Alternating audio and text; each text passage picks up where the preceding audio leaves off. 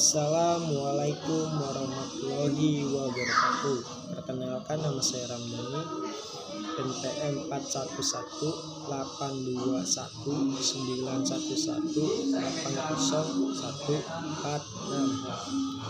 Di sini saya akan menjelaskan UAS saya, yaitu mata kuliah pendidikan luar ruangan. Materinya adalah survival. Di sini ada beberapa pertanyaan, yaitu yang pertama adalah jelaskan definisi survival menurut beberapa ahli. Contohnya 3. Yang pertama adalah menurut Nathan adalah suatu analisis data di dalam waktu yang didefinisikan diri dari awal sampai berakhirnya suatu kejadian. Nah, yang kedua adalah menurut Lawless, analisis data uji hidup atau yang biasa disebut dengan analisis data waktu hidup merupakan analisis statistik yang dikenakan pada data kelangsungan hidup.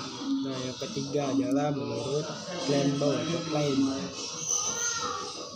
analisis survival telah menjadi alat penting untuk menganalisis data yang berhubungan dengan waktu. Itu time to event data, mulai dari time origin sampai terjadinya suatu peristiwa khusus. Pertanyaan kedua adalah sebutkan 3 prinsip dasar survival. Jelaskan. Yang pertama adalah size of the situation. Artinya adalah menilai situasi. Nah, di saat kita berada di alam bebas, kita harus bisa menilai suatu situasi ataupun kondisi lingkungan yang ada di sekitar kita, karena sangat berbahaya gitu kan seandainya kita tidak menilai dan tidak memperhatikan lingkungan yang ada di sekitar kita, apalagi kita di alam bebas kan, supaya nanti agar kita selamat. Yang kedua adalah the you has make test, jangan tergesa-gesa biar asal selamat. Kenapa saya menyebut seperti itu? Karena di dalam survival ini kita harus pertimbangkan dan harus diperhatikan juga. Tidak baik apabila mengambil keputusan yang tidak dipikirkan terlebih dahulu, karena bakal fatal nantinya bagi para teman-teman survival kita. Yang terakhir adalah remember where you are, dimana kamu berada, baik posisi harfiah yang berarti lokasi di mana berada, maupun posisi yang berarti kondisi dan kedudukan pada saat itu. Kenapa? Jadi di saat kita berada di luar alam bebas atau di alam bebas, kita harus memposisikan keberadaan kita gitu kan, terus lokasi kita juga harus lihat di mana gitu, nggak asal sembrono lah gitu kan, agar nantinya tidak terjadi sesuatu hal yang tidak diinginkan. Yang ketiga adalah apa yang dimaksud positive mental thinking dalam survival. Jelaskan. Sikap positive thinking yang diambil dalam survival adalah sikap optimis yang kita miliki akan mendorong rasa percaya diri dan terus berpikiran positif dalam menjalani kehidupan. Dan selagi kita berada di alam bebas sebagai survival, kita harus berpikiran positif. Bagaimana tergantung dari pokoknya bagaimana kita bisa mengolah pikiran kita supaya tetap positif gitu, tidak berpikiran negatif terus kan. Bahaya kalau misalkan kita berpikiran negatif ketika berada di alam bebas. Yang keempat adalah materinya edisi everyday car, adalah perlengkapan yang selalu dibawa oleh setiap orang. Sebutkan dan jelaskan fungsi 10 benda edisi esensial atau utama seseorang untuk menghadapi kondisi survival di hutan. Yang pertama adalah pisau multifungsi. Nah,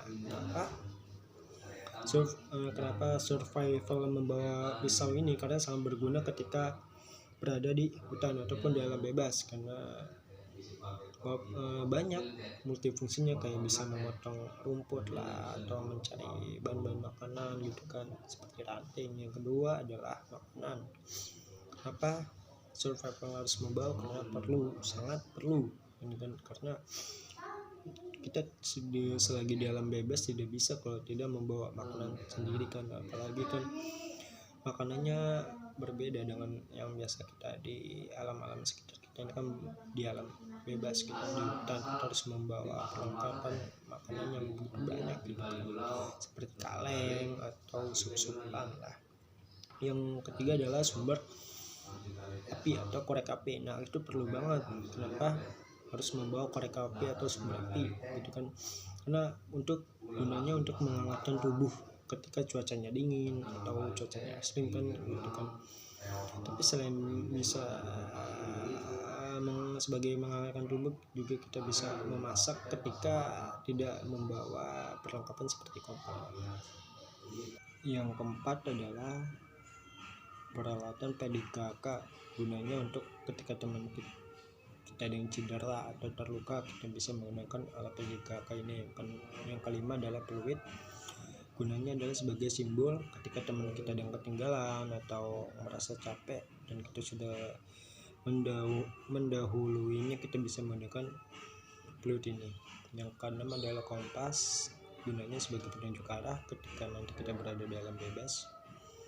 Yang ketujuh, tenda. Gunanya sebagai tempat teduh juga ketika cuacanya tidak membaik atau mulai ekstrim, kita bisa mendirikan si tenda ini. Yang kedelapan adalah senter.